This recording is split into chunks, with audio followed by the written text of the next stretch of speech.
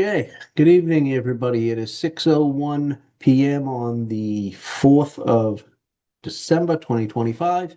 I'm Mike Capuano. I'm the chairman of the planning board. This is the regularly scheduled meeting of the Somerville Planning Board.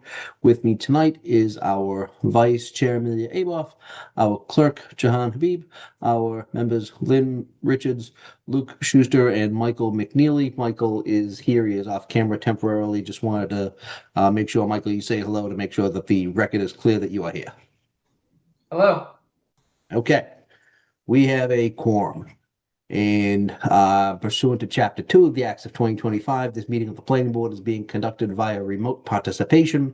A video recording of these proceedings will be available on the city's website, the meetings and events page, or by emailing planningboard@somervillema.gov. This meeting is being recorded. So we have a number of items on our agenda tonight. I'll just go through them and then I will take them in the order that's kind of best suited for the way that this evening should go. So we have a matter of other business, which is Chapter 91 approval for the pedestrian bridge at Draw 7 Park. We have the presentation of three zoning amendments. Ordinarily, this would be done with a joint hearing of the Land Use Committee, but due to logistics, we are having a separate hearing, and based on the timing, we will need to vote on recommendations this evening to the Land Use Committee.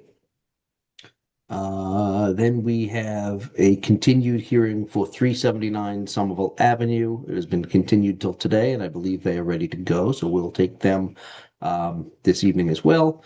We also have 44 White Street, which has been continued a couple of times. I believe we are ready to go with them.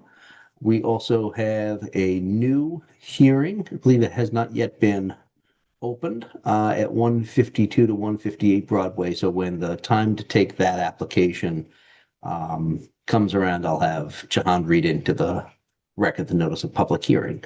But for the purpose of the logistics, you know what? I see Ann Vigorito's hand raised. And you need, I know you're representing two different applicants on this meeting. Is there something that you need to address before we move ahead? No. Okay. I just let I'm allowed to talk. Yes, hi, good evening. It's Attorney Ann Vigorito, 424 Broadway. Relative to 379 Somerville Ave, I believe the planning staff is still reviewing matters because we don't have a staff report as of yet. So I was going to ask for a continuance for the second meeting in January of 2026. I think that meeting is January 29th. I'm just, I was kind of looking at the calendar today because I know there's one for the 15th, but I was going to ask for the 26th if that would please the board. I'm happy to continue it, but I see And Lexi.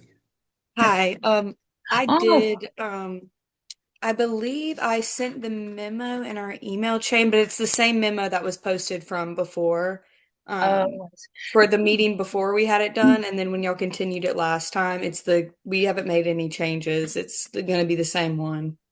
apologies on that, Lexi. I didn't It's know. okay. But I don't have Will this evening, nor do I have the developing team because they're scattered all about this evening. Okay. So that's why, and with with the holidays coming and there's some other traveling, the second meeting in January, I know I can round up the entire team and have them here, and I want to do that just so that we're That's fine by me. I don't think the second meeting has been formally scheduled yet, but let's do this. Let's continue until it's set. I assume it's going to be 2 weeks after the 15th. yes. But without having that in stone yet, let's continue to January 15th. And if you want a further continuance, we can make that happen because by that time we'll definitely know what the meeting schedule will be for the year. All right. Thank you. Apologies. I just didn't want any confusion that it was going forward. I appreciate it. I appreciate the clarification, Attorney Figueredo. Thank you. So with that in mind, the chair moves to continue 379 Somerville Avenue to the January 15th, 2026 meeting, seconded by Amelia Alvaro. Can we have a roll call, please? Yes. Jahan Habib, Aye. Lynn Richards, Aye. Luke Schuster, Aye. Michael McNeely, Aye. Amelia Abel, Aye. Michael Capuano. All right, this agenda item is continued to next year. Jahan, do you have a hand raised for something?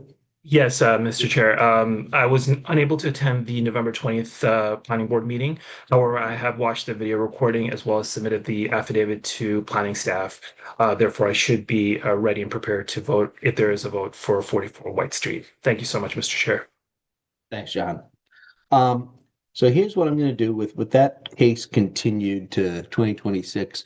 I'm going to take the zoning amendments first, because we definitely need to vote on this evening to get them to the land use committee for their meeting prior to the calendar year end. So I'm going to take the two administration amendments first, and then I will take the proposed amendment for the properties on what is it, Highland Avenue and Willow. So who's presenting on behalf of the city? Hey, Kit. Hi, this is Kit. Alvaro, perfect. Okay. Let me wait till it pops up. Okay, so I'll start with our pre-submittal meeting amendment. If you want to go to the next slide, Alvaro. Perfect. So this proposal would make pre-submittal meetings optional for special permits, site plan approval, hardship variances, land platting, and wireless communications. The ordinance would still require pre-submittal meetings as part of the application process for subdivision plan approvals and master plan special permits, which are two of our most intense permitting processes. And you can go to the next one, Alvaro.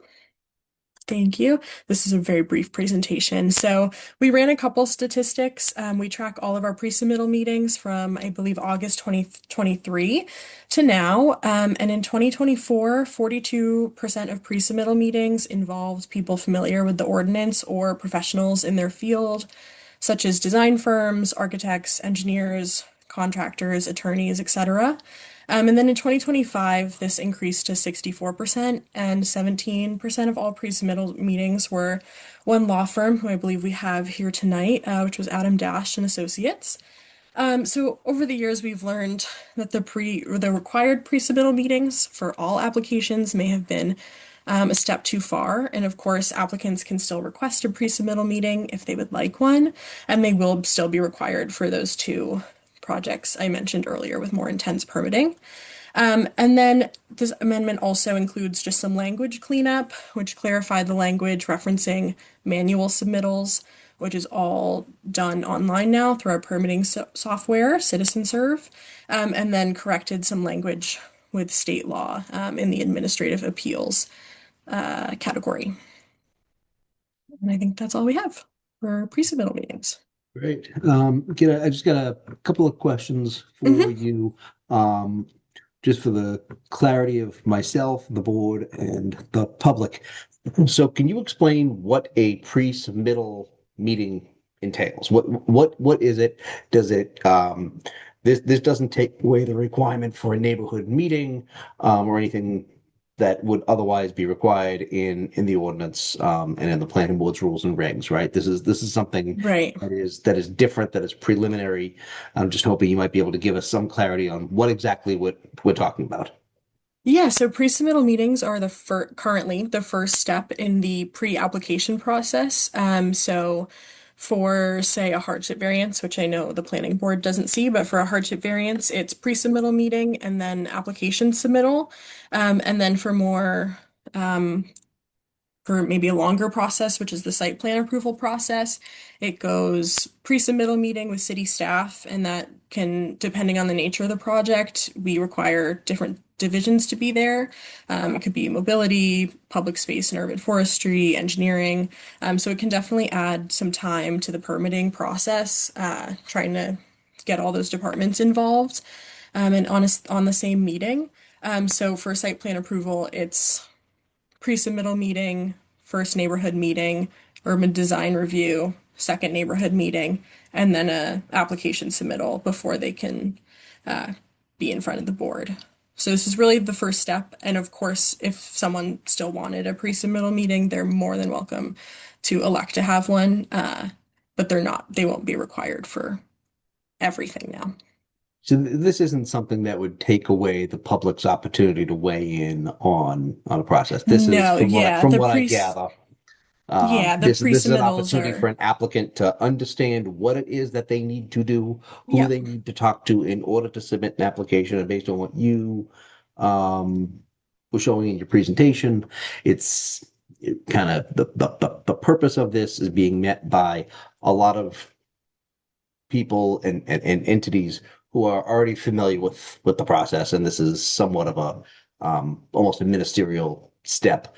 But if people who aren't as familiar with our zoning processes need some guidance, they're always still available to reach out yes, that's to correct. the planning staff Yeah. and the responsible departments. Okay. Mhm. That makes a lot of sense. It's one of those things where occasionally we write down a requirement and then realize it's not really working the way we think it should, or it's creating some additional barriers that don't matter. So it's not taking away the public's opportunity to weigh in on development that's going on in their neighborhoods. It's not taking away the planning board's ability to weigh in and staff's ability to guide a project towards um, a hearing like this. Okay. Does anybody else have any comments or questions of Kit before I open it up to public testimony? Okay. Seeing none from the planning board at this time, I'm going to open up public testimony on this specific proposal by the administration. If anybody would like to testify in support of the proposal, please raise your hand. I'm calling you. Going once, going twice. Seeing none, I'm going to close that portion of the public hearing. I'm going to open up to anybody that would like to testify in opposition to this proposal. And going once, going twice. Seeing none, I will close that portion of the public hearing, bring it back to the planning board for any discussions or questions that we have. Anybody? Okay. So this is ordinarily what we would do is, have a joint hearing with the land use committee, take written testimony and take it up in a couple of weeks. That's not what's going on tonight. We will vote for a recommendation to the land use committee. So I'm going to move to recommend adoption of this proposal to the land use committee, seconded by Amelia. So Alvaro, can we please have a roll call? Jahan Habib, Aye. Lynn Richards, Aye. Luke Schuster, Aye. Michael McNeely, Aye. Amelia Abov, Aye. Michael Capuano. Aye. Okay, we have a recommendation. Kit, are you presenting the next one as well? Yes. Okay. Okay, so let me wait till it pops up here on my screen. There we go. This is our home-based daycares and use table updates amendment. So the state of Massachusetts amended Massachusetts General Law, Chapter 40A, Section 3, which is the chapter that tells the city what they have to permit. The change added family child care homes and large family child care homes to be permitted in all districts where residential housing is allowed. In Somerville, we call them home-based child daycares, and that covers both names in state law. So again, this amendment changes home-based child daycares to be permitted in every district that allows housing as a use. And home-based child daycares are an accessory use to residential housing. And this amendment makes changes to the mid-rise and high-rise districts. And then the next slide. And then while we were making these changes, we noticed some discrepancies from past amendments, which did not get updated in the main use table in Article 9. So this amendment makes corrections to the main use table, but all of these uses are already permitted or permitted by special permit. I think we have one of those in their article for each zoning district, but they just weren't updated in the main use table. And that's all I've got. So to clarify, this is cleaning up some language and unifying some of the language throughout the ordinance, and it's putting us in compliance with an updated state law. Yep. Okay, so we kind of have to do this. Does anybody on the planning board have any comments or questions of Kit at this time? I see Amelia. This is just a kind of fidgety technical question, not about the content of this change, but it looks like the use table that you just were.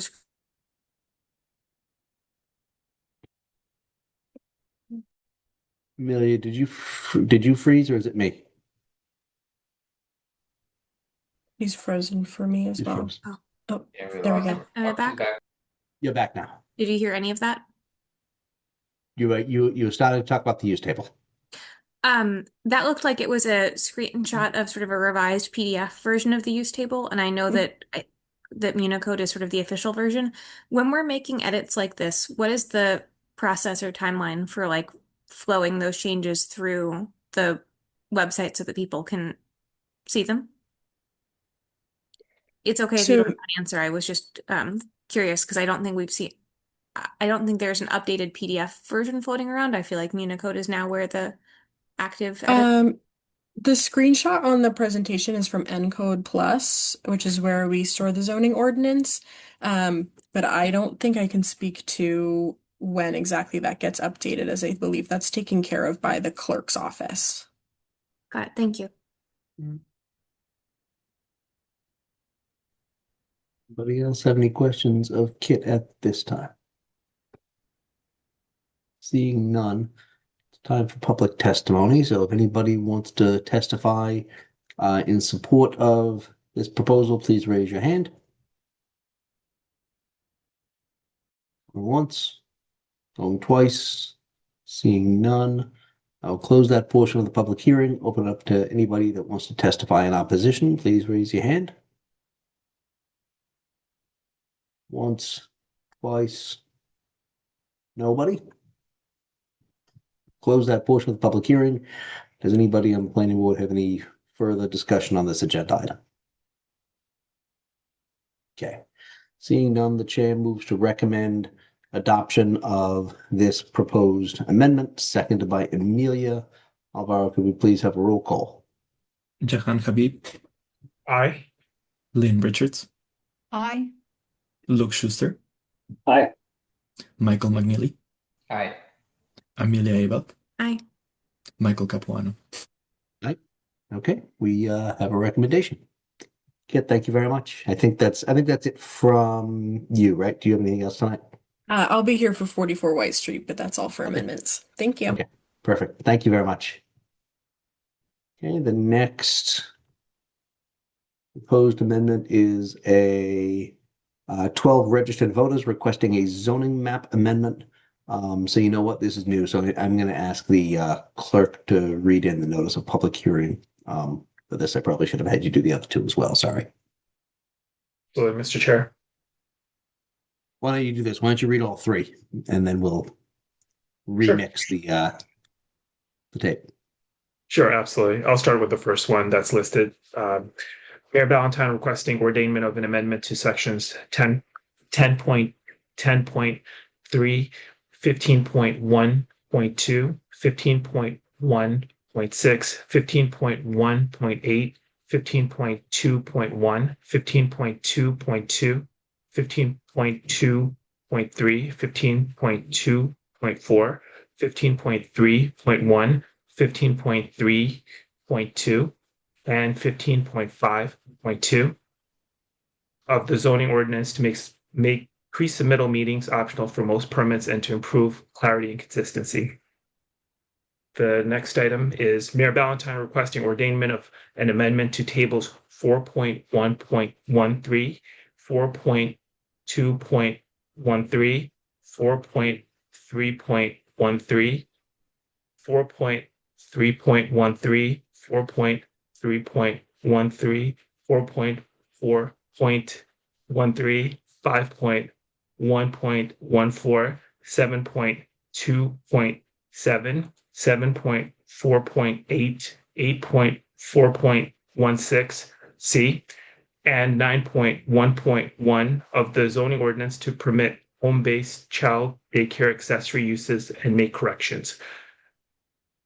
Next up is 12 registered voters requesting a zoning map amendment to change the zoning district of 363 Highland Avenue from mid-rise 4 MR4 to mid-rise 5 MR5, and from MR4 to mid-rise 6 MR6, and 110 Willow Avenue to MR4 to MR6. Thank you, Mr. Chair. Thank you, John, and sorry. Okay, so we are on the amendment for the put forth by 12 registered voters, and I see Attorney Adam Dash, who's, I believe, presenting in support of this proposal. Thank you, Mr. Chair. Adam Dash, 48 Grove Street in Somerville. I'm representing Altitude Properties LLC, the owner of the property at 363 Highland Ave, which is currently leased to Recorded Future, which is between West and Whipple Streets. With me are Lorenzi Bravo and Gorka Bravo, as well as Peter Quinn from Peter Quinn Architects. We need to promote Peter and give him permission to share slides, if that's possible, whoever's doing that. The Bravos recently did the development over at the conversion from the Walgreens to the Republic Fitness here in Davis Square, which has been very successful, in addition to other things that they've done in the city. They own the property, and since Recorded Future is leaving, it's an opportunity to redevelop this site. So we're here tonight to talk about a proposal to change the zoning map for 363 Highland Avenue, along with the N-Star facility at 110 Willow, which is across Whipple Street from 363 Highland.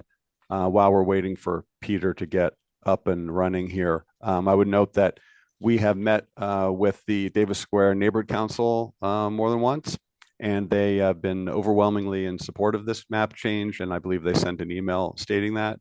We also were before the Land Use Committee on November 6th, and we missed you there, but they were very supportive, although they have not voted, obviously waiting for the planning board to act.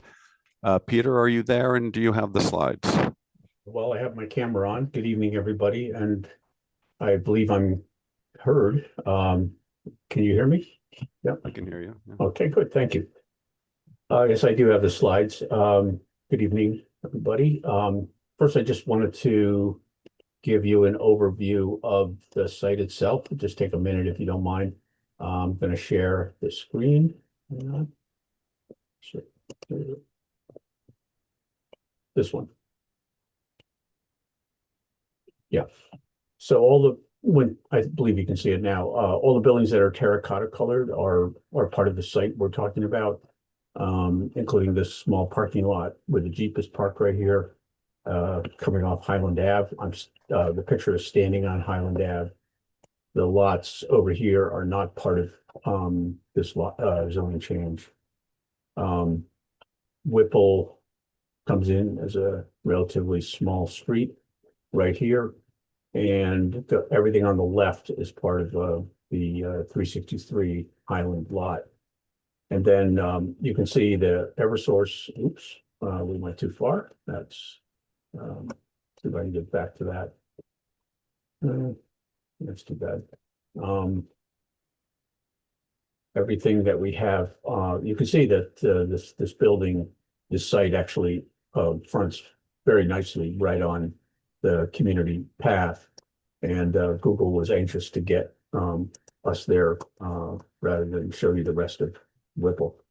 But anyways, this is part of the site here, and then off to the left is the Eversource building as well, which is included in this zoning change. So I'm going to go now to the drawings that we have. Let's see here. Just hang on a sec. Here we go.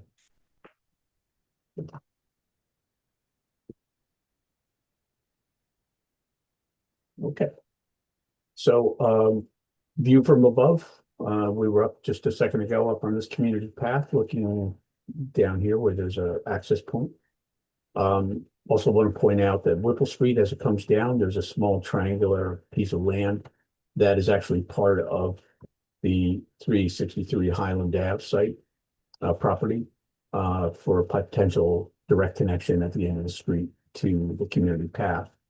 The buildings that we have include a number of one-story buildings that are in various condition over the years. They've been merged together into one.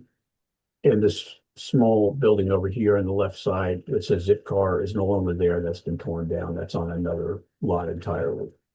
So Highland Ave is at the bottom of this, and that's the orientation for our drawing that's coming up.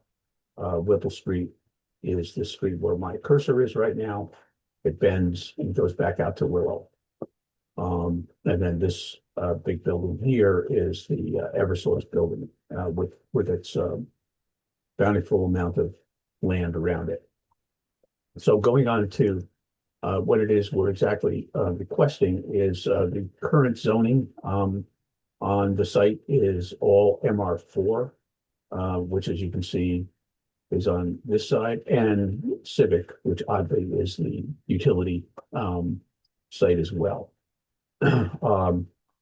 So those two, or those two zones, we're proposing to change to a combination of MR6 from Willow going back to Whipple, and then including that larger area with the parking lot in front of it as an MR6. And then out at Highland, where it seems more appropriate not to build quite as high. Also, I believe it's a pedestrian street. We would have an MR5 building as well. So that's the the kind of zoning lay of the land. We took a pass at imagining what it would look like to have both these lots from the Highland side built out. So you'll see some massing models in a second. We also tried to organize the site in a way that made sense, splitting the use of a ramp possibly down to underground parking, where we thought we could get north of 70 spaces if somebody wanted to build a parking garage down there. This is, I must emphasize, this is not a presentation of a specific design. This is kind of more just trying to explain to the board what it is that could be built there in terms of volume and how that might look as a massing model anyways. So here you have a large multifamily building. This is the MR6 building. And one of the things that would work very well is being able to have a direct connect from Community Path, which is up here on the top of the paper, top of the sheet, directly into a bike lane for storage. That would really, enhance the whole biking experience for those who are using that mode of transportation. And then the building out at Highland Ave, would have a commercial space because it is on a pedestrian street, and then would have some additional amenity and possibly some unit spaces as well. And there'd be plenty of space around for green roofs and green courtyards and the like. So moving on a little bit, just to give you an idea, I do have this section, but I think it's actually kind of hard to read, so I'm going to go directly to the massing models, which explain it better. You can see in this image right here how those two volumes that I just mentioned would sit next to each other. The one on the left here is the MR5 building with its required step backs at the top level. And the one to the right is the MR6 building with its required step back off the street. Now, they almost look like they're the same height, even though this one on the right is an additional story. And that's not, they're all the stories are the same height, floor to floor. So the reason for this is that Whipple Street has about an 8-foot dip from Highland Ave all the way down to the rear. So it's possible to set that building low enough so that it actually doesn't look like anything more than an MR5 building, but it actually is an MR6. And I think that gives a lot of latitude in being able to work this building into the environment nicely. Which, you know, I hope the architects will finally are able to build this thing. If it does pass, we'll take that into account in how these two buildings relate to each other. This slot between the two of them is the potential ramp down into the underground garage, should there be one. I say that as, you know, as if, you know, acknowledging that there is no parking requirement. But you know, many developers are still interested in having that. I guess it'd have to be approved by special permit, but it would, you know, give some option for the residents of the building. How many residents are there? We did do a calculation on that, going through the square footages over here and coming out to a calculation that basically said if you really built this out to the maximum using the net zero bonus that is available, theoretically you could do, you know, almost 270 units between these two buildings.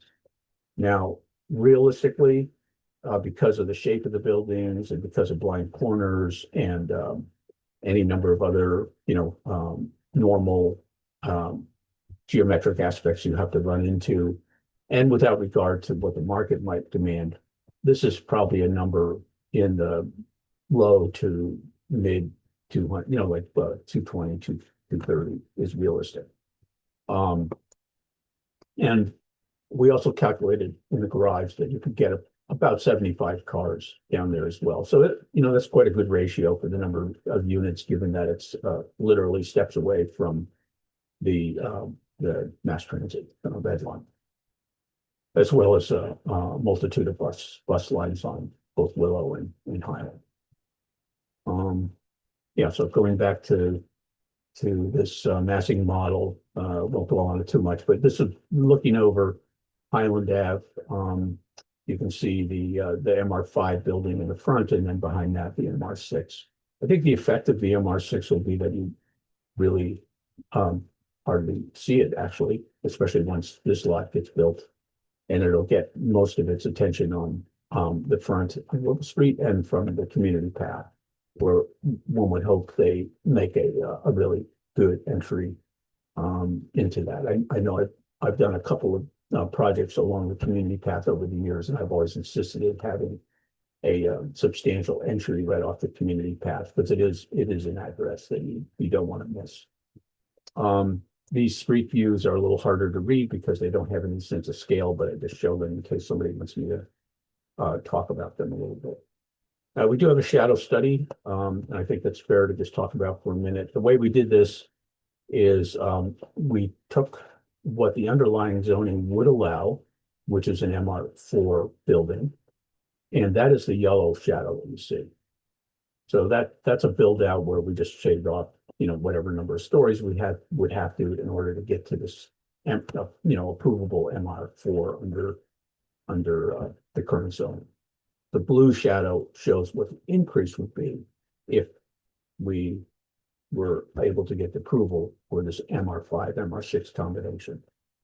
So, you know, this is a spring and summer, and this is showing a slight increase in the amount of shadow, except for early in the morning where it's more, substantially more, but it's also you know, transitory because the sun is actually rotating, and by noon and by late in the day, there's actually very little additional shadow caused by the MR5 and MR6 buildings.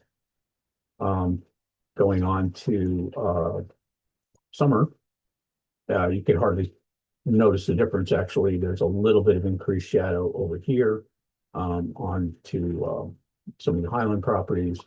And then a very little bit midday is noon here. And then finally at 3 p.m., a little bit of extra shadow, actually not even reaching the community path.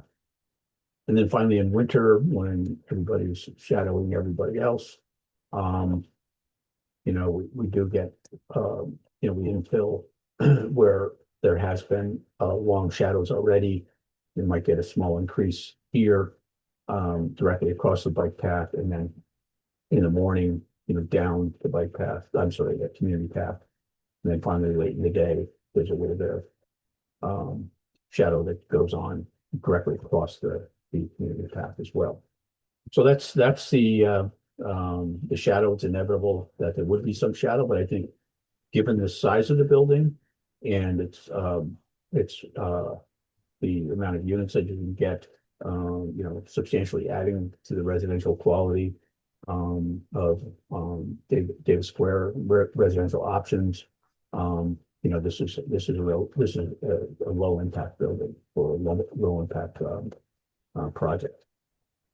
Thank you, Peter. Yeah, just to note that the developers have found that the Bravos that it's not viable to redevelop the site at the current 4-story limit, which is why we're here. We feel that this zoning map change would allow for more housing in Davis Square, which is badly needed, and will provide an ability for the utility to redevelop or sell its property if it wants, although obviously the map change does not require them to do anything whatsoever. It's just an opportunity.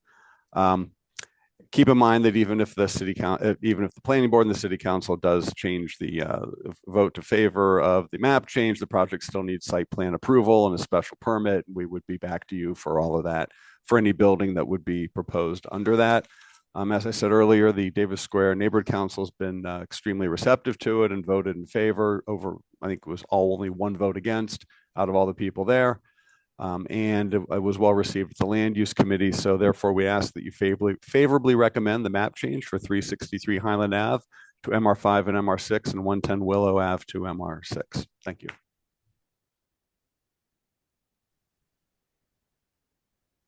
Thank you.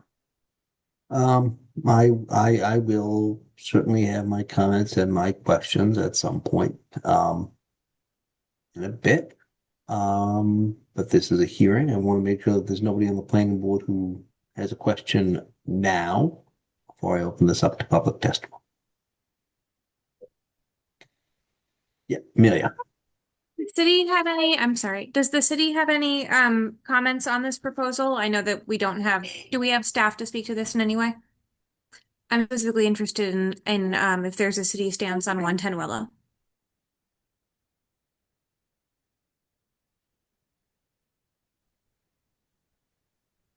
This is Kit Lester. I was instructed by Director Bartman to inform you that this city is supportive, or planning, preservation, and zoning is supportive of this amendment. Thank you.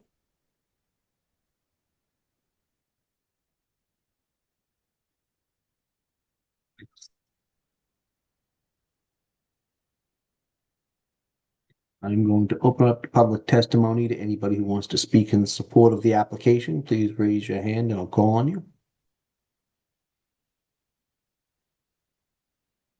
Going once, going twice, seeing none, I'm going to close that portion of the public hearing, and I am going to open up to anybody that wants to testify in opposition to the application. Please raise your hand. Going once, going twice, seeing none, I bring it back to the planning. So who among my colleagues would like to go first on this? Go for it, Amelia. Thank you, Mr. And then Chair. I see Lynn. I'm surprised to hear that the city is in support of this because I would be so excited to support this application for the upzoning of the recorded future parcel to allow for more housing so close to a transit area and all of our full civic infrastructure. But I have really strong misgivings about the fact that 110 Willow parcel is being folded with this. I think that the zoning of that parcel as civic was intentional, reflecting both its current use and its future potential. We have very few parcels of scale in the city that can accommodate new green space, new utility infrastructure, any number of civic functions that are really important. And there are very few of those parcels, if any, remaining sort of in the area around Davis Square, given how much development has taken place here. I think that changing the zoning of the 110 Willow parcel from civic to MR6 creates financial incentives that work against the city's ability to repurpose that for important planning and infrastructure uses. I'm very curious if Kit has any commentary from Director Bartman about that concern in particular, and I'd also love to hear Attorney Dash tell us if the recommendation letter from the Davis Square Neighborhood Council reflected the 110 Willow parcel, or if it was primarily focused on the 360 Highland parcel. I'm sorry, I don't think I have a copy of that. I'm sure it's posted, but I don't have it to refer to. I also feel that to the extent there are neighbors in support of that upzoning, I can imagine that people feel excited about the prospect of the 110 Willow parcel being rezoned in a way that supports that being a residential development as opposed to potentially utility infrastructure. So I absolutely see where it might be sort of neighbor and community support for that. But I remain very concerned about the prospect of a 10 citizen petition to rezone a parcel that is not owned or under option or under control by the applicant, that is currently zoned civic and has a number of other potentially very valuable uses given its strategic location in Davis and on the path. So I'm totally in support of the concept of an MO6 for the 363 Highland parcel. And so I'm stuck on how to parse this particular application since it wraps those two together. Well, I can take my part if I may. That the email that was sent from the Davis Square Neighborhood Council from Peter Kim Santos, who's the treasurer, said that at our October 27th meeting, the membership of the DSNC voted to provide a statement in support of the zoning change at 363 Highland Ave and 110 Willow. It then goes on to talk about 363 Highland, and then it says the DSNC is also supportive of the upzoning of the blighted 110 Willow property, which will hopefully incentivize some more desirable development.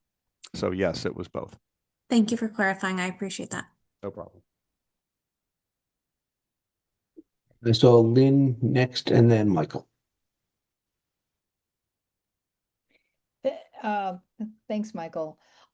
Amelia, I'm so glad you raised the issue about 110, and I liked how Adam said that it was a blighted property. So in many ways, I consider this my neighborhood. I'm part of the Davis Square Neighborhood Council. I walk past those properties all the time. It's my daily bike dog walk. And the 110 property is just really blighted. Like it makes it uncomfortable, and I've lived here now for 2.5 years. It makes it uncomfortable kind of walking past. The recording future, I would love to see 6 stories there, up against the bike path and kind of framed up by Highland. But Amelia, I don't know if you know the area well. It's a real eyesore, and I completely understand your desire for the city to have some civic space. But if there was something that was ready to go with the city and they needed that space, that's one thing, but it could be another 10 years before the city's ready to go. And in the meantime, blighted, I don't think begins to describe it. So that's where I come down on that. I was really excited to see this upzoning. I think on a lot of arterials we should be going up to MR6. So anywho, if you want to respond, I'll let Michael make that call. But anywho, Let's finish this line of discussion. So Amelia and then Michael. Thank you. I just want to say, in terms of familiarity with the area, I can't quite see it from my house, but I'm close enough that I had to consult whether I felt this was a conflict of interest or not to participate in this discussion. And I agree that its vacancy is problematic, but I strongly disagree with your characterization as feeling unsafe. It just feels and like an opportunity for civic infrastructure, in my opinion. I love that perspective. Thank you. Michael. Thank you, Mr. Chair. I'll try to be brief and basically simply state that I echo almost everything Amelia said.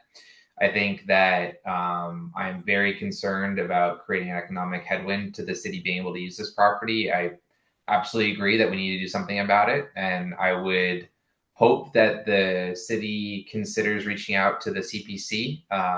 That budget has just ballooned lately, and if they need the money to make something happen here, they should definitely try to make that happen. I'm super excited about that committee, and I encourage the city to try to utilize it here.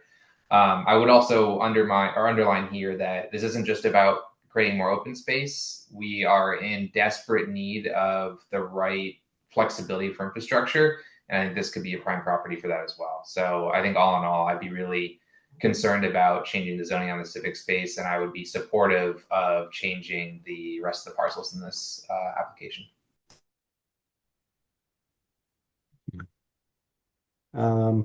Jahan or Luke, do either of you have thoughts on this? I certainly do. I see Jahan. Thank you, Mr. Chair. I think I have similar unease with the change of zoning for the civic space. I'm also very curious to better understand the fact that there's a utility located the building has been utilized by National Grid, I believe. What does that mean? Should we vote in favor or make the recommendation in favor of including 110 Willow? I'm not sure about what that entails. What are we recommending with respect to 110 Willow? So I'd love to hear a little bit more from staff if they can share some information regarding this.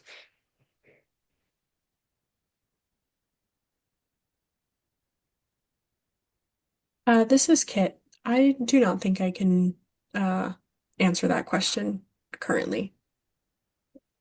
Okay. I'm just looking for ramifications, of this recommendation. So that's where I'm struggling to better understand. So thank you for the response. Yeah, but I can try and get an answer. Sure. Yeah, I would give me a note second. if it helps. I mean, it would be a while she's doing that. I mean, it would be if the use is there and the use could continue regardless of whether the zoning is changed or not. The use could be NSTAR, could be someone else. Obviously, utility is there. Utility can stay even if it's a pre-existing non-conforming use situation. So changing the zoning doesn't do anything for the current use. But the idea, and our understanding was that the utility has no intention of moving. However, they have, as you see there, space that's underutilized and kind of messy back there. And it would be good for if they wanted to lot split it and do something. I don't think there's enough space that would be there for any civic sort of use, but something better than just scrubby mess back there would be great. And I think the neighbors have said that. So it would be, so we're not expecting, the utility to move, and nor would they be required to. We're hoping that they would be able to at least maybe carve some of the back of that gargantuan space that they're not really using off. And this would give them the economic incentive to do that, was the feeling, not to push them out or anything like that. So that's all there was to it. And it seemed like a good opportunity to bring it up at this time. Understood. Thank you so much for adding some additional background information to it, Attorney Dash. That's very helpful. And if the staff members have a response, later on in the conversation, I would love to hear that as well. But thank you, and thank you, Mr. Chair. We'll go. Some thoughts and history, right? Which is usually what I'm okay at. I've been here for a while. A lot of you were involved in the comprehensive zoning overhaul. Amelia, I'm pretty sure you were on the board at the time when we finally passed it.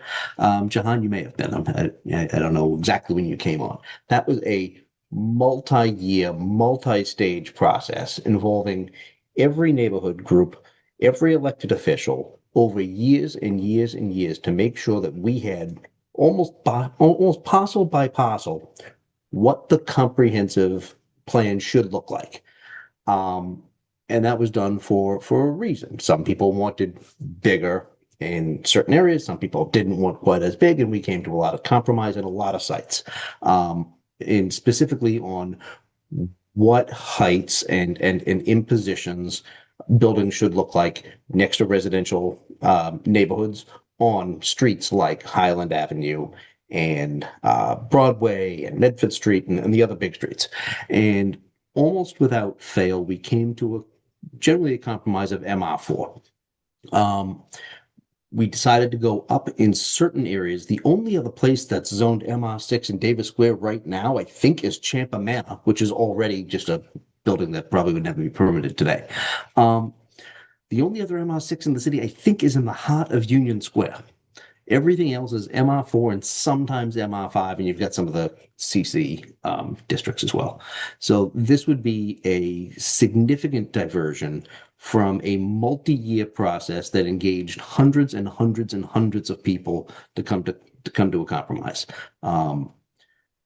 Particularly where this is an owner-led zoning proposal, I always look at that somewhat skeptically because you knew what you bought when you bought it. You knew you bought an MR4 parcel. You should have done the math when you bought it. Occasionally, we will revisit it to say, maybe we made a mistake. I remember there was, Adam, I don't remember if you were the one representing the applicant. There was like one portion of one building that was like zoned incorrectly, and we realized, yes, that should be cohesive. So I start at, this was done for a reason. And I am always very skeptical when a private developer wants to zone a parcel, right? So that's kind of part one. Part two, the civic space was done incredibly intentionally. It is next to the bike path, and as Amelia has said, and several of my colleagues agree, it's a large property. So whether it's going to be civic use, a utility, or infrastructure, or a park, I don't know how many of you use or live by Nunziato Field over on Summer Street. Okay. History, as I'm sure many of you know, I don't know how many of you were here in the 90s, right? Or before that, that was the Southern Junior High School. And at the time, there was a proposal for a private developer to come in, subdivide it, and make it housing. And people were very excited. People said, hey, you know what? We're going to have new housing next to Union Square, which needs a shot in the arm. And the decision was not to do that. It was to take down the old decrepit junior high school and build a park that has the community gardens and the whole thing. It is a beautiful addition, and it's used all the time. And Michael, you made the reference to the CPC. I remember when I was on the CPC, we gave the community gardens tons and tons of money because people used it and wanted more space. So for us to say we have a site that is zoned that could be potentially integrated into the community path as a civic space, whatever that might mean, and then to give it up because maybe we can build some more housing. We're never going to build enough housing to satisfy everybody, right? Somerville is not going to be carrying Greater Boston's burden on its shoulders. So to pretend otherwise, that by building this as MR6, we're going to solve some sort of housing crisis, I think is naive. We've got a potential to have a beautiful civic space, or to use it for other civic purposes, which we desperately need. I know there's the issue over on Cobble Hill that we were going to have something great, and that got all screwed up as well. So I will tell you, I'm not going to be in support of recommending adoption to this for all of those reasons. And if we, as a board, make a recommendation, that's fine. I will tell you, I will not be in support of this proposal. So. Luke, I see a regular hand. Glad you could see it this time. All really helpful history. And good comparisons to Nunziato. It's a great example. One thought I have just hearing like the different perspectives of the board and the scattering leading up to me is just there's some real support for more housing on the other parts of the property. There's pretty consistent concerns around the Willow part of it. I generally tend to be a housing maximalist because, you know, even if we don't reduce housing costs because whatever Somerville does is just so on the margin compared to what the region needs. I love the idea of more neighbors and more taxpayers no matter what, even if it doesn't affect housing prices. But it's all to say, I could imagine some recommendation that's, and we need to remind ourselves that this isn't our decision anyway at the end of the day. This is one of those we'll all have useful thoughts and it doesn't actually really matter. But so, supporting MR6 on, I forget the other address, and then non-support on the Willow side of it, just feels like it threads a needle on what I've heard so far.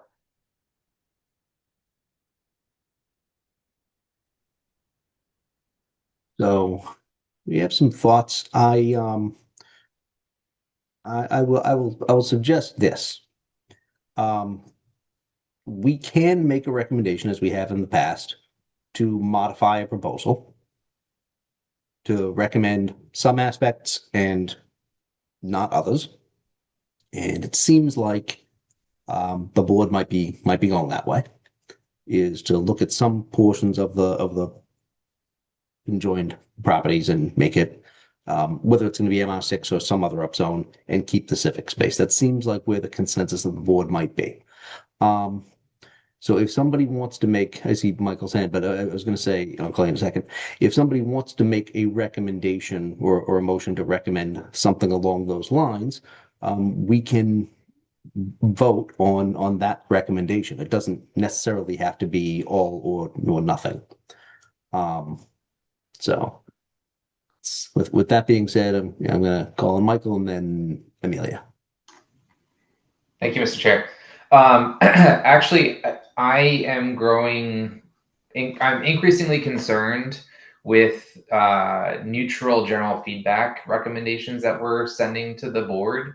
And in this particular instance, I actually would be in favor of a very explicit, I forgot what the term is, but basically a rejection of this proposal to make sure that, we are communicating our strong concern with at least a portion of this application. Now, I think in the subtext, I also would recommend and welcome this, detail about the fact that we really are mostly concerned with the civic space. But I, as one member, would actually be in favor of a hard no for what it's worth.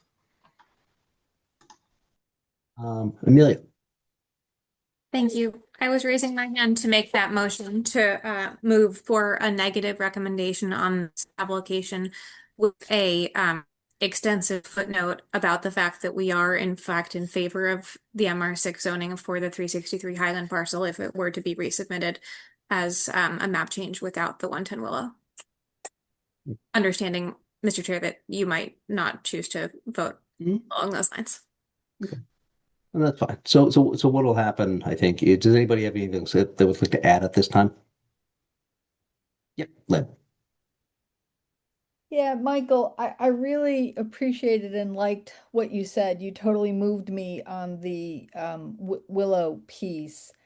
I guess I just want to encourage you to think, because I've heard your talk, I've heard that particular speech, for lack of a better word, before. Like, we went through this big process. It was hundreds of people. It was multiple years. We were very intentional, lot by lot.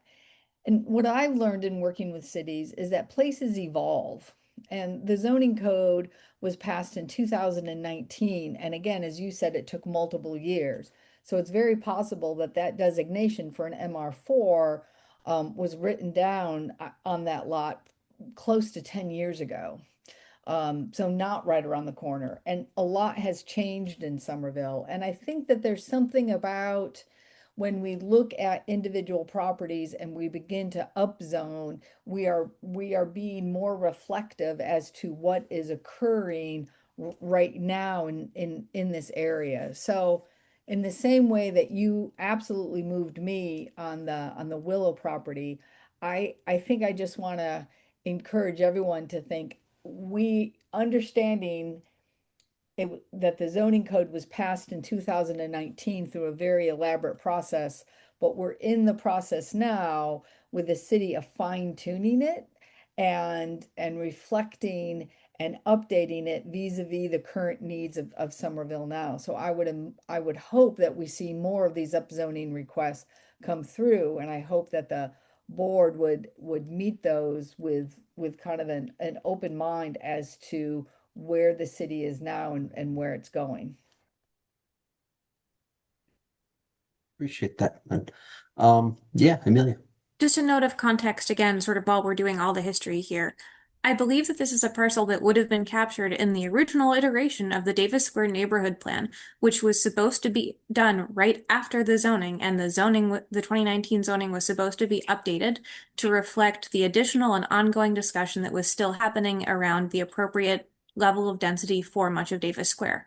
Subsequently, after the pandemic, the city shrank the scope of that and rebranded it as the Davis Square Commercial Area Plan, which covers a much narrower swath of the city. So I think there is also a possibility that we are working with a set of parcels that the city and the council and the community may have had, especially this is specifically about the 363 parcel, like there may have been intention, like a consensus to bring them up to MR5 or MR6 or to leave them as is. But like a lot of Lynn, I hear your articulation of the hope for more density in Davis, and I think I share that in a lot of ways, but I would hate to see that happen on a piecemeal map change, one owner by one owner basis, because that is comprehensive to be done. And we had this vision for over a refreshed look at Davis Square comprehensively. And this is my plea to staff to sort of revisit that, because Davis Square Commercial Area Plan, I think, is a very good piece of planning, but it draws a very small circle, and I think we need to look at like the next ring around that to finish what was started in like 2019 in parallel with the zoning overhaul. Thank you for listening to my speech. Sorry about that. Well, Amelia, thank you for that clarification. And I agree with you on we can't do this lot by lot. That is the absolute worst way to do it. So thank you for that. So I think based on the conversations that we've had, I think there is a consensus at least to make a negative recommendation. In those recommendations, I think we oftentimes request that staff incorporate in any recommendation that we make to land use committee. We generally ask staff in that recommendation to capture some of the discussion points that the board has had surrounding that.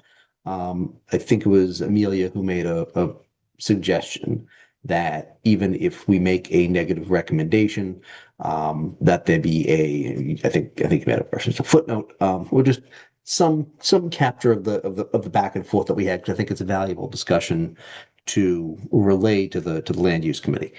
So that's kind of where my head is to move for a negative recommendation, but also to have staff capture the nature of the discussion surrounding that. Yeah, Luke. In the past, the approach of leaving it to staff to capture the discussion almost always has worked, but on noodly tough ones where there's different perspectives, I have found that as a member to ultimately not even know exactly how my vote is going to be perceived for the official record in perpetuity, because I don't know how like in here, I think if we asked staff to write that note right now with no more guidance, I don't even know what it would say about MR6 for the non-Willow piece of stuff, because we've had some different perspectives there. So I hesitate with this a little bit because it requires more time to draft it together right now, but I don't know what the better process is. Yeah, I mean, I'm also happy to move forward with a negative recommendation generally and see where we go. Mr. Chair, Yeah, may I ask Amelia. maybe provocative question? I don't presume to know how you vote, but based on what you've articulated this evening, and I'm also not sure about John, but I think that I suspect that Lynn, Luke, Michael, and I would all be able to support a recommendation of a negative recommendation that explicitly said we are in favor of the MR6 for 363, and we are not in favor of a map change for 110 Willow, and we would be in support of this application if they were to resubmit for only the parcels west of Whipple Street. And if it would help, if it would at all address Luke's concern, I would propose that with that language as a very clear motion. And then those who are not in support of that, as I just described, can vote accordingly. But then we have clear language and staff doesn't need to fine tune it. So that would be my motion, Mr. Chair, if you are open to it. That seems like the motion would reflect what the discussion has been. So I think what we should do, taking Amelia's motion, I move to make a negative recommendation with the comments that Amelia specifically has just elucidated, to transmit those to the board. Seconded by Amelia. We have a roll call vote, please. Jahan Habib, Aye. Lynn Richards, Aye. Luke Schuster, Aye. Michael McNeely, Aye. Amelia Above, Aye. Michael Capuano. No. Thank you all very much. We have a recommendation to the Land Use Committee. Thank you for your time. Thank you. Take care. Bye-bye. Okay. We have two other agenda items, and let me go back to my sheet here so I can recall what they were. Got too many tabs open, which is consistently my problem.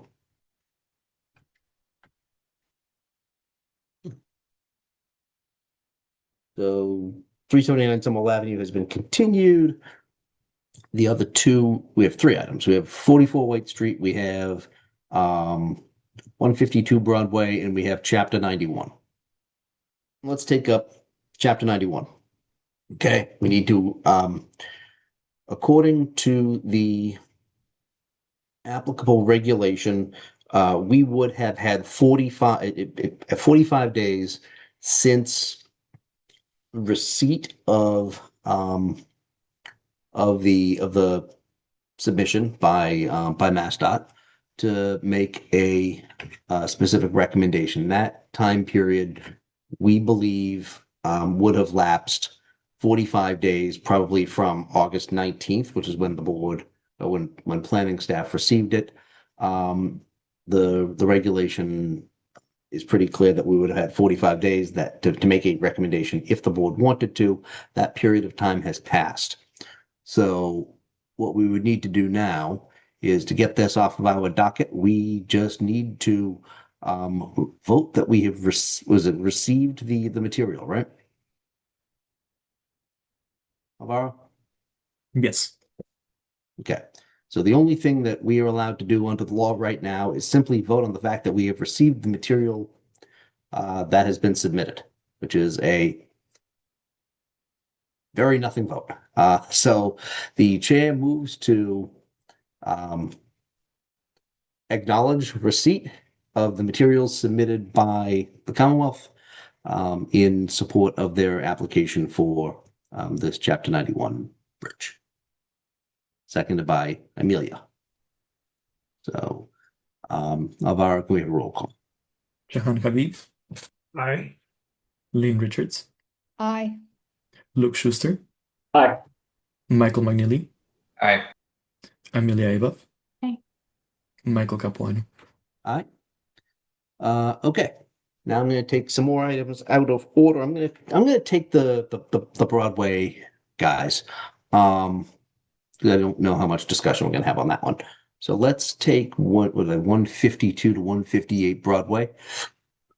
I don't know who is here on behalf of the applicant, but I would like Jahan to read into the notice, read into the record the notice of public hearing. Absolutely, Mr. Chair.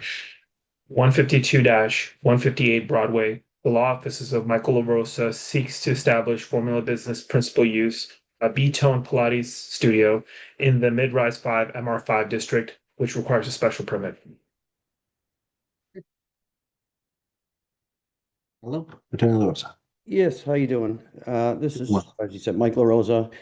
Offices in Cambridge on behalf of the applicants, Kara and Bill Bates. As you just mentioned, they're seeking a special permit to open a B-Tone It's a boutique Pilates fitness studio in approximately 2,100 square feet of the newly constructed ground floor commercial space at 158 Broadway, which is part of the larger mixed-use development that was recently built. It's been vacant space since it was constructed. B-Tone is a boutique Pilates studio. It uses proprietary equipment to emphasize slower, smarter movements to a broad range of clientele. So it's not only people looking for strength training, but people seeking help with balance, flexibility, injury recovery, etc.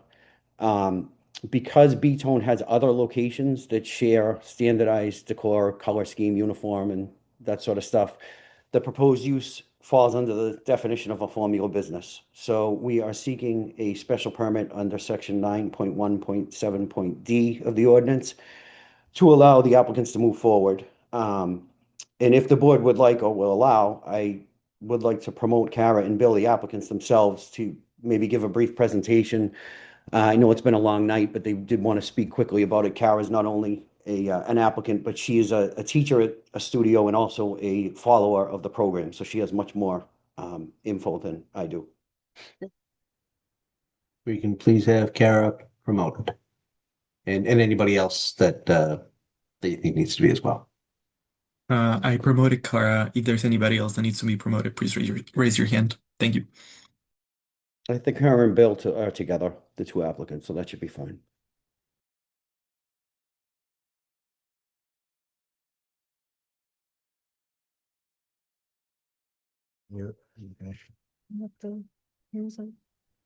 Hey, everybody. Hello. Thank you. Thank you, Mr. Chair. Thank you, board. We really appreciate this and we appreciate your time. I promise we'll be quick but thorough. Okay, before you start, I will just ask you to introduce yourself, name and address for the record. I am Kara Bates. We are at 158 Broadway. Thank you. Mhm. I'm her husband, Billy. Where's the presentation? I don't know if they had uploaded ahead of time some Do you? slides from a PowerPoint presentation. I don't know if the board would like them to bring that up so they can talk it through quickly, or If you want to make a presentation, you're more than welcome.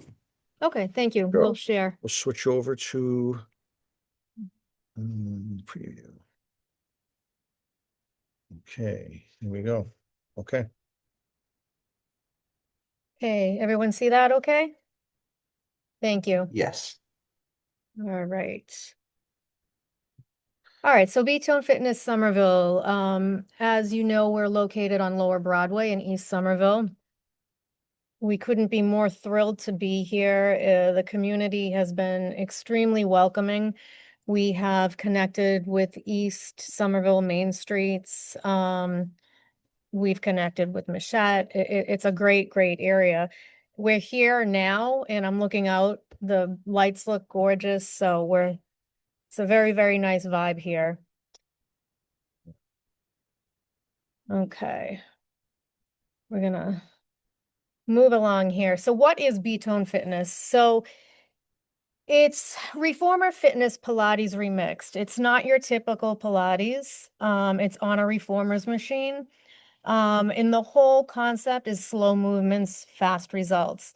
It's low impact. You're meant to move slowly to really burn out those slow twitch fiber muscles and get that real shaking feeling. This is our custom built reformer specifically for B-Tone. It's called Tony. It is very, very sturdy. It is built with 3 areas. It's got a front platform, a carriage that moves, and then a back platform. Both platforms are stable. The carriage is what presents the resistance based on the springs. There's 5 yellow springs, 1 gray, 1 blue. There are handlebars in the front of the machine as well as the back of the machine that can be turned all directions. So it accommodates all different abilities as well as body heights. There are straps along the side of the carriage, and there are also straps at the back. So it's quite a versatile piece of equipment. The method, as I mentioned before, slow movements, fast results. It's a 45-minute class, and in that 45 minutes, the goal is just to keep moving. You move based on whatever you need, whatever challenges, whatever modifications. You're going to hit strength training, functional movement, balance, stability, flexibility. So the secret to the strength is moving as slowly as possible. So the slow movements, we try to put that mind-body connection together, prevent injury. As I said, it's no impact. And your goal is to achieve that deep burn within your muscles. Mhm.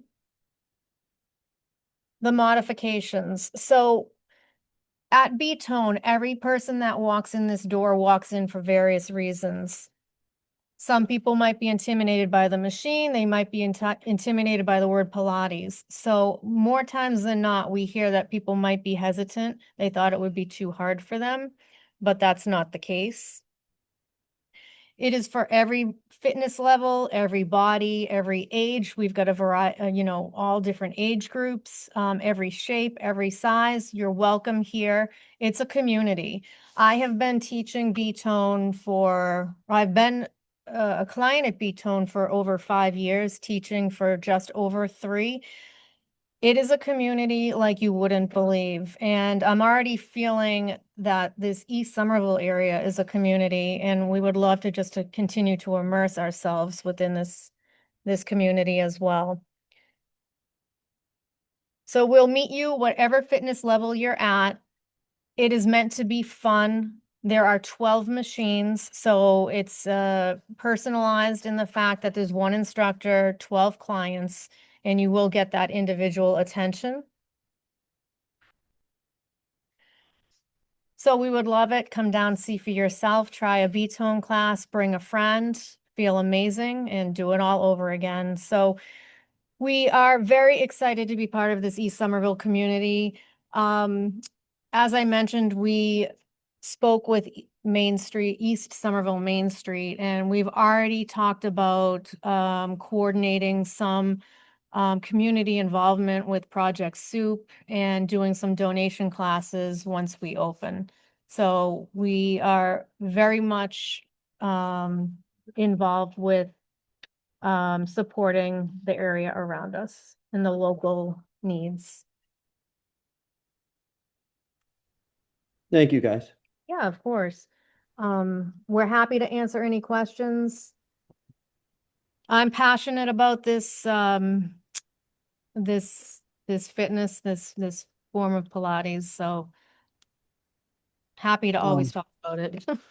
Well, okay, I actually do have a question for you because the reason that you're here is because it's considered a formula business, and that's designed generally to make sure that we don't have too many retail storefronts that are the same, right? The same operator and all sorts of things like that. We don't need 40 McDonald's in the city, that type of thing. How many other Pilates studios are there in East Somerville or Union Square? We I did don't know. some co-ops during the business plan. There's not many around this area, and I found we were much more approachable in terms of pricing. There was one in East Cambridge near Inman Square. The closest thing was there Solid Core was There is a Pilates studio up the street in Broadway, but it's more one-on-one specialized coming back from injuries. It's more of like a medical recovery type of Pilates. And I think the only other comparable stuff is over in Assembly, which is more gym-like than It's a different small yeah. group studio. Yeah, the only thing here is the reformer style Pilates.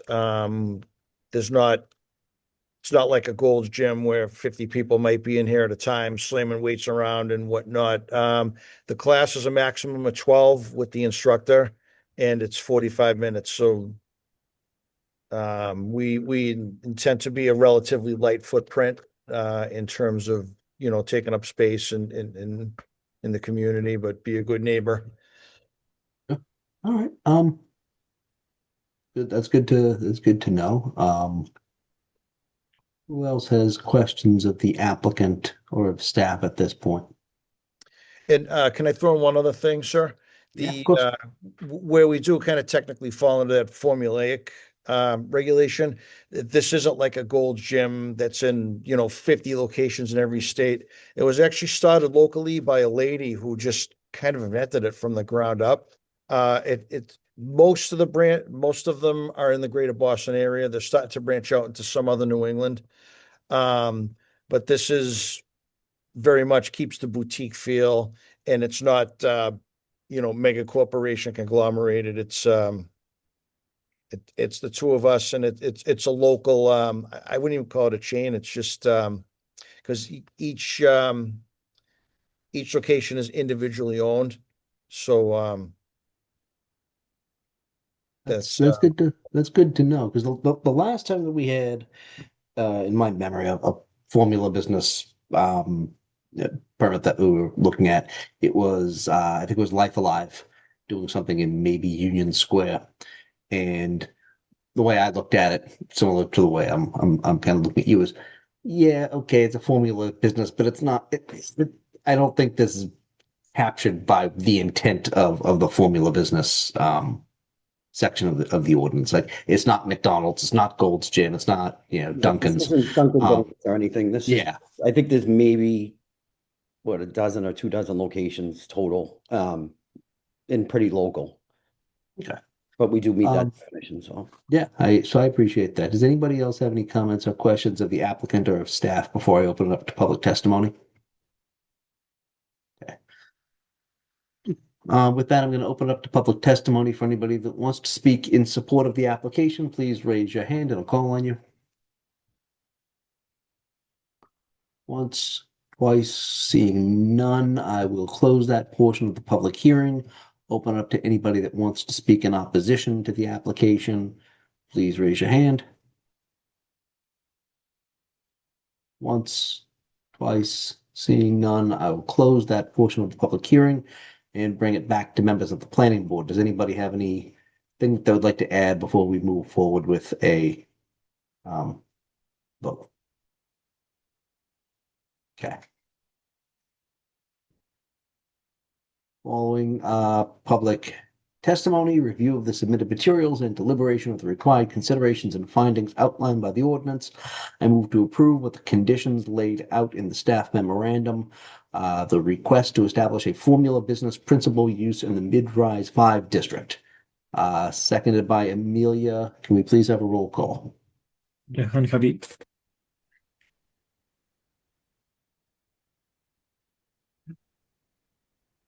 Jahan, you're on mute. Apologies. I said aye. Lynn Richards. Aye. Luke Schuster. Aye.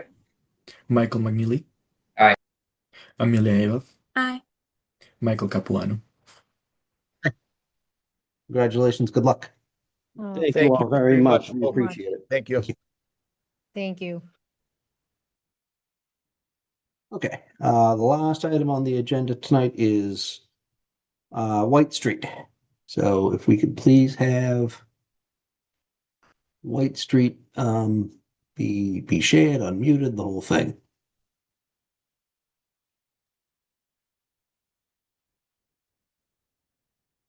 Oh,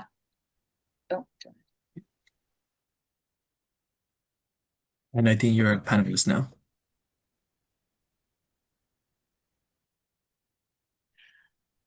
good evening, Chairman Capuano and members of the planning board. Could I also ask that Jacob Simmons be made a panelist as well as Narius from Calsa Design and Steve Saragusa? Thank you. Yes, everybody has been promoted to panelists.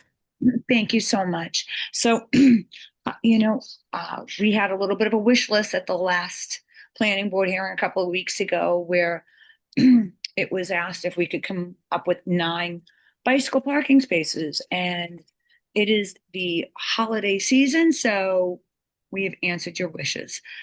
We came up with 9, and I think Narius has a slide, so he may need to have privileges to share his screen. because we came up with 9 spaces. 5 will be in the bike room, and then four of those will be on the floor and 1 on the wall, and then 4 will be outside. Steve Saragusa did have correspondence with the mobility department, and he can speak to those conversations. And the team worked, expeditiously with the holiday included in there. We wanted to get something that was, doable and that we wouldn't need to get a hardship variance on, and hopefully it'll please the board. So Narius, I'm going to mute myself, but maybe Narius can zoom in and show. I'm looking at it and I'm thinking maybe if he can blow it up a little bit, because I know I'm even having difficulty. It's pretty small. Yeah. Narius, could you blow that up? I mean, I have my glasses on. I'm having a hard time. Good evening, Mr. Chair, members of the board, Nary Gugnan from KDI. You saying that you have a small screen? Let me see. Let me try again. Stop sharing and try again.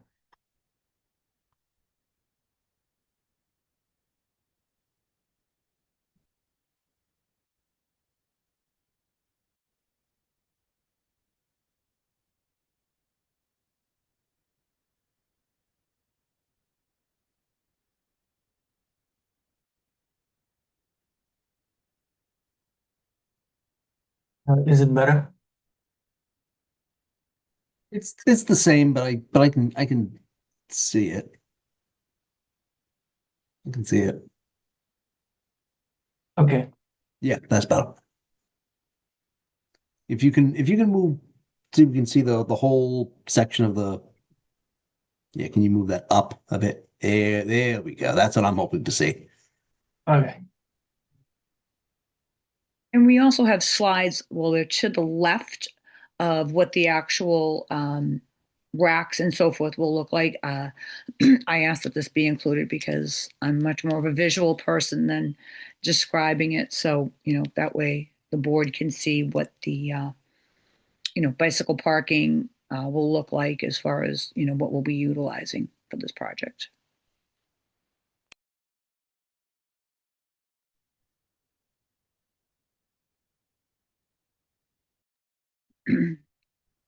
And that's all we have. I mean, we, concentrated on the 9 spaces, the locations, and the products that will be used for the bike racks.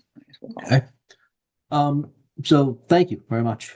So I'll say a couple of things. We do have an updated memo from the staff, which includes comments from mobility.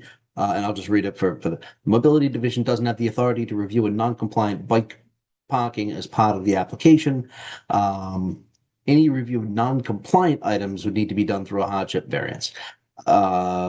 Since the applicant has met the minimum requirements for long-term parking, they can choose to provide additional short-term parking, which may make it easier to provide additional spaces. That sounds like what you did. It sounds like what they're saying is you're giving more than what we are asking for. So we don't have the authority to give advice on extra, right? You've done what you need to do, and that's what we can say that you've done.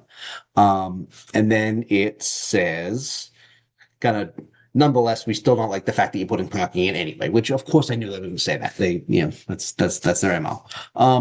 I will say this as one member. You guys have kind of bent over backwards to do everything that we'd asked for.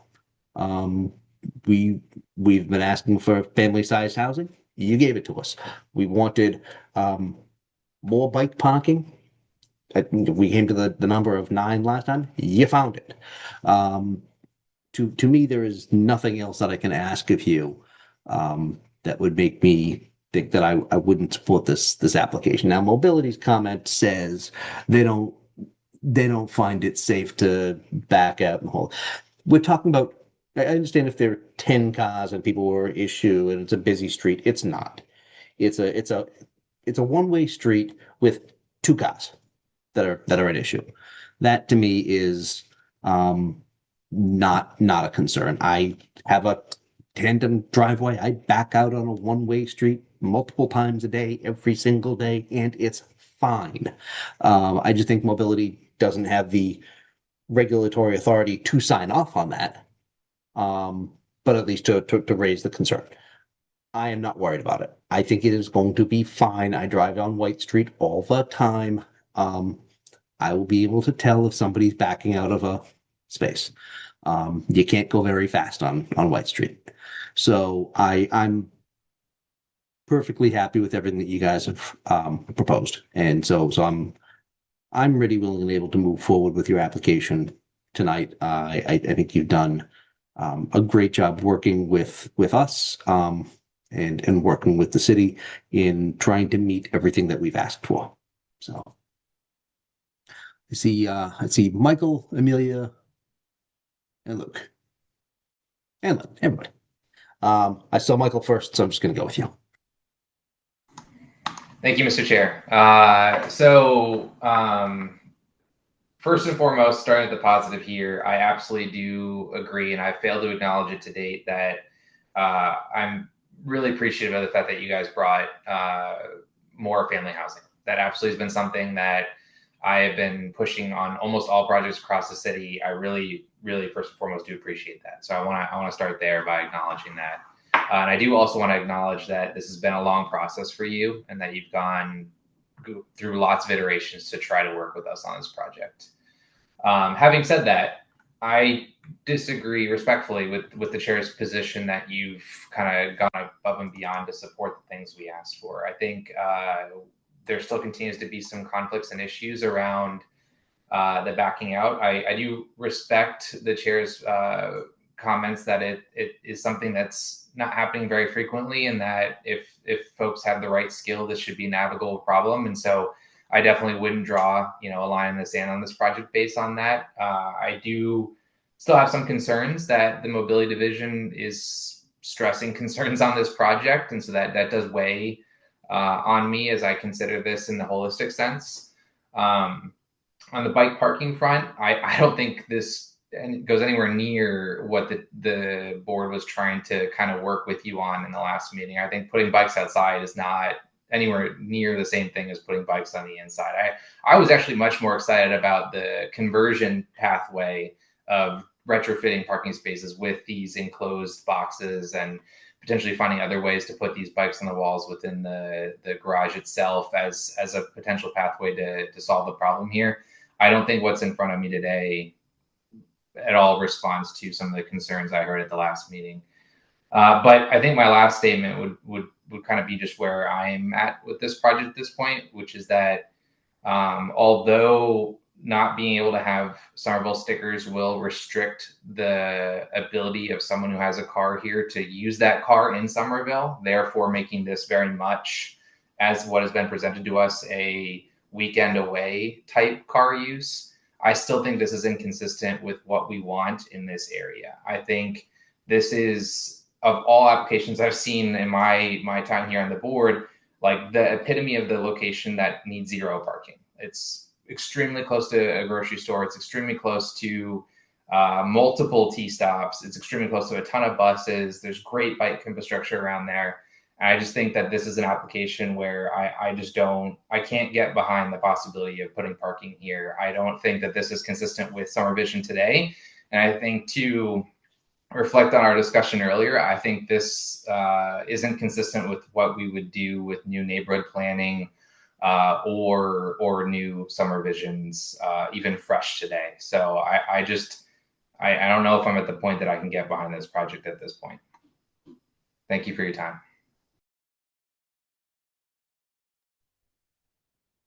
It's Michael. Next, I'm just looking based on kind of the clockwise here. I'm looking at Luke. So let's go with Luke. Appreciate that. Happy to go. Although I saw Amelia's hand before mine, but now it's down. Amelia, were you chomping to get in at all, or? No, I'm rethinking my points after Michael. Okay. I'd love for you to buy me some time, Luke. All right, I'll filibuster for you.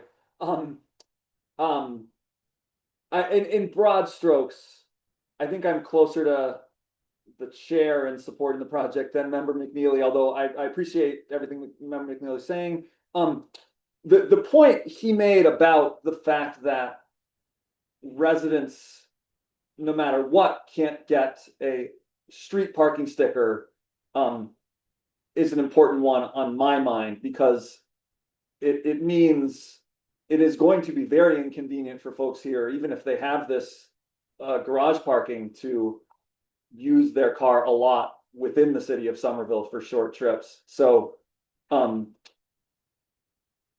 I've felt torn about this project all along, because Member McNeely's case that this is as ideal a spot as any for no parking at all, I totally hear that. But it does feel ultimately like a project that threads a nice needle. And Member Aboff articulated this well, I thought, last time, about it's like bike first, but you can have some cars. And I like that vision of this, and I think it's really close to that. So the final thing I'll add is just to double down on what the point about the bike spaces. I was surprised to see 4 of the spaces outside. And that's just like materially very different from 5 than 9 spaces inside. So I would be curious, doesn't have to be the second, but for the team to respond to how hard they looked at getting, if not 9 spaces inside, 6, because then you'd have at least 2 spots per unit. So curious how hard they really looked at that, because the 4 outside feel, useful on the margin, but pretty different from the indoor ones. That's all I got. Okay. Before I recognize another board member, I do see Kit from PPZ, and I'd like to get some perspective from staff or a response to somebody's questions, something like that, before we move on, because it might inform the discussion a little more. Yeah, thank you. I just want to confirm maybe with the applicant. I don't believe this plan was submitted before this evening, so I just want to highlight, and if I am incorrect in that, please let me know. But I just want to confirm that this has not been reviewed for zoning compliance. And even though there are extra spaces, I have confirmed with their ISD reviewer that any new spaces would need to be compliant in the zoning regulations, or else we're kind of teetering into hardship variance territory, which I hope I highlighted in my memo. So I just want to confirm that these were not submitted to the city before this evening, so they've not been reviewed. This specific plan has not been reviewed by mobility or inspectional services. Is that accurate, Ann? Yes. Okay. Did hit the nail on the button there. Steve Saragusa, excuse me, would like to speak to the zoning component of that, if that's okay, because I think he can explain it quick and easy, so that, and I know there's other comments coming, if it makes sense to do it. Yeah, I want this addressed Okay, Steve, could you please now, because I think this is going to inform whether the board can and should make a vote on this at all tonight. Agreed. Absolutely. So, Stephen Saragusa with Bowman. I know that this is a big question with the zoning, and this is something that when I spoke with mobility or emailed mobility to try to get an idea of short-term versus long-term bike parking and what that might look like, essentially it came back that obviously anything non-zoning compliant needs to have a hardship variance. And so what we did was we took a look at really the short-term bicycle parking spaces within the garage and whether or not that would work given the space that is in there. We kind of maxed out that bicycle room in terms of long-term bicycle parking spaces. Those, to my knowledge, are zoning compliant in terms of percentage of tandem bicycle spaces as well as percentage allowed of bicycle spaces not at ground level. And so that was kind of our max out of 5 spaces in that area. Looking at requirements to be zoning compliant with short-term bicycle spaces, what really hamstrung us on that was all short-term bicycle parking spaces need to be at ground level, and all need to have some type of physical barrier to any vehicles. And so that really kind of again, hamstrung us in terms of the amount of space that is in that garage area, and trying to stay, zoning compliant, with not having raised bicycle spaces or wall hung bicycle spaces, things that we know that were brought up at the last meeting as possibilities for us to take a look at. So I did just want to mention that. And so we did look at a bunch of different locations in that covered area, and what that might look like, and just trying to stay zoning compliant 100%. We could not find those short-term bicycle parking spaces within the garage area. So we did find, again, the bicycle parking spaces outside, out front. But that I just wanted to address that we did our due diligence within the zoning to try to find those spaces, under the covered of the garage. But the fact is, it still hasn't formally been reviewed by the appropriate city department to be able to look at this specific proposal. Correct. That's why I say fairly confident that it is zoning compliant. I will not say I'm 100% confident, but I am fairly confident. I want to make sure before we move forward on this that at least it is zoning compliant and you don't need a variance, because that is the last thing that I want to have happen is us potentially approve this project and then realize that you can't go forward because you needed a variance to begin with. That would I think frustrate this entire process and you, and irritate me. So let's make sure that I don't think we can do this tonight. I was hoping we could at least do it tonight. I don't think that's appropriate to do until we make sure that you guys don't need a variance to do what we're asking you to do. Complying with in some capacity with what we were expecting. So that's where I'm at. I don't think we can take a vote on this until we figure out whether or not you need a variance. With that in mind, who else has questions or comments of staff? I see Lynn. You're on mute. Lynn, you're muted. I have a question and a comment. Question, Luke raised an excellent point last board meeting around electric bikes as a game changer. So my question to you all are there any outlets in the indoor bike parking?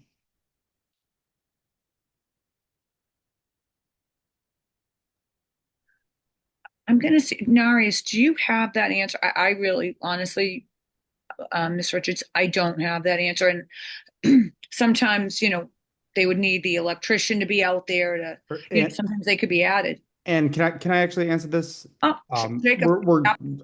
As the owner, I'm directing, yes, we'll have outlets at every indoor bike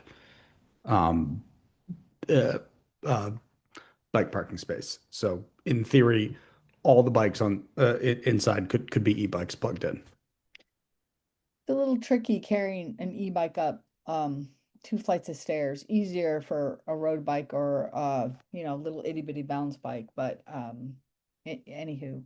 And I guess my comment, and I know that we're going to vote on this next time, but my comment still stands. I've been thinking a lot about this over the last 4 weeks, that we've had this.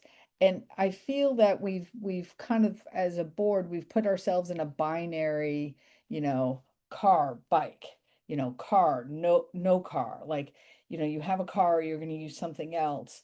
And I've always thought of this a little bit more broadly, and I wanted to share my perspective of transportation fluency, which is you use whatever mode of transportation you need at the time to get to where you need to get in the most efficient or expeditious manner. And isn't that where Somerville really is trying to go at this juncture? It is, we have great bike infrastructure, our pedestrian infrastructure is coming along, T is coming along, buses. We are moving into transportation fluency. I've been a cyclist and a bike advocate for decades. I have 4 bikes. I was out riding today to Boston and back. Polar vortex. I may ride tomorrow. I may not. or I can take the T. But I have a car, and I'll use it on Saturday. I have an art show I have to go to. So I think what we're saying, in my perspective, is we're not trying to move everybody out of cars. We're trying to really reduce VMT. We're trying to reduce the amount that people drive.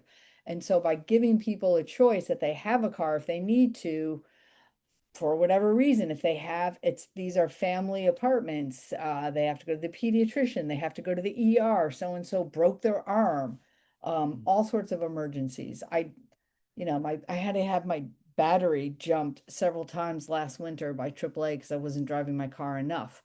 But isn't kind of that where we want to move to? Transportation fluency, that we have the choice if we need it. And so instead of using the car every day, you're using your bike, you're walking, you're using this. And on the weekend, you might use your car to go for an out of town trip.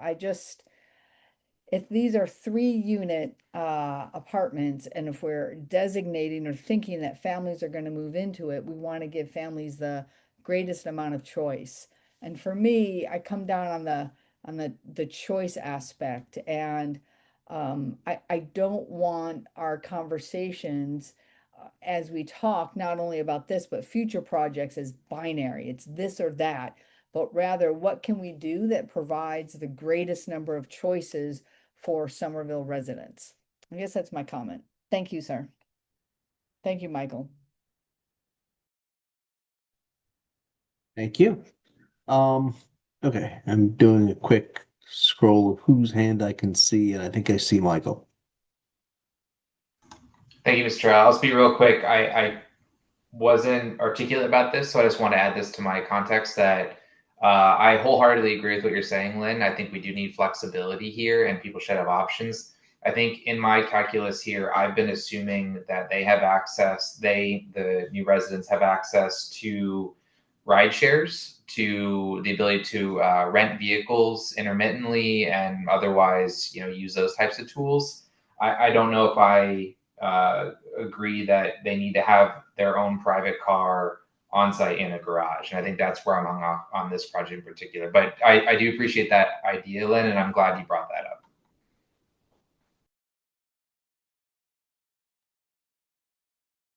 All right, I was on mute. Jahan, you've got like a yellow wall, but also a yellow hand. So you're doing what I'm asking you to do, and it's not working. Thank you, Mr. Chair. I may look at changing the skin tone once I figure out how to do so to differentiate with the background. But thank you so much. I just wanted to convey my appreciation for Member Richards' comments regarding transportation fluency. I struggle, I struggle with the discussion that was happening here. I also watched the recording from last board meeting's discussion, which was excellent. I think when it comes to this particular project and the willingness of the applicant team to work with us and work with the planning PPC office as well to get us to a place where a viable family-oriented project can move forward, coupled with the fact that the White Street being in the city of Cambridge and not having access to parking, not that it's a core requirement. I do agree with Member McNeely there. I do think that if we can come to some sort of understanding, I know we're not going to be taking a vote this evening, but for this project to move forward and be successful, I think it's going to help both Somerville as well as the neighboring community of Cambridge as well. So I just want to share those thoughts, and I do appreciate the comments that have been made thus far. Thank you so much. Anybody else? Oh, okay. So let's do this. Let's continue this. As we are nearing, so I'll make a selfish plea. To continue to January 15. Because if we don't continue to January 15, you will be the only agenda item on the 18th, and we'll do it if we have to. But I think it might be difficult with a lot of people probably traveling for holidays and all sorts of things like that. So if you would indulge my selfishness by agreeing to continue to January, we can, but if not, we can make it work. I can't do January 15th, Mr. Chair. I will actually be traveling outside the country. Okay. Sorry. Okay. Well, let's see. Going anywhere good? I'm actually going to my cousin who lives in Scottsdale, Arizona, and then we're going to Mexico because she can drive. So it's a family. It's when we celebrate Christmas because they don't come here for the winter. They're smart. Okay. Let's see what we can do on December 18th then. See what we can get from mobility. Make sure that you don't need a variance, and we can move from there. Okay. And you will be the star of the show. There is nothing else on the agenda for the 18th. We're excited. We'll see you on the 18th. Okay. Chair moves to continue this agenda item to the 18th of December, seconded by Amelia. Can we have a roll call, please? Jahan Habib, Aye. Lynn Richards, Aye. Luke Schuster, Aye. Michael McNeely, Aye. Amelia Above, Aye. Michael Capuano. Aye. See you in a couple of weeks. Take care. See you then. Thank you. Thank you. Thank you, everybody. If nothing else before the planning board, chair moves to adjourn and eat dinner. Seconded by Amelia. We have a roll call. Jahan Habib, Aye. Lynn Richards, Aye. Luke Schuster, Aye. Michael McNeely, Aye. Amelia Above, Aye. Michael Capuano. Aye. Good night, everybody. Good Aye. night. Very well. Take care.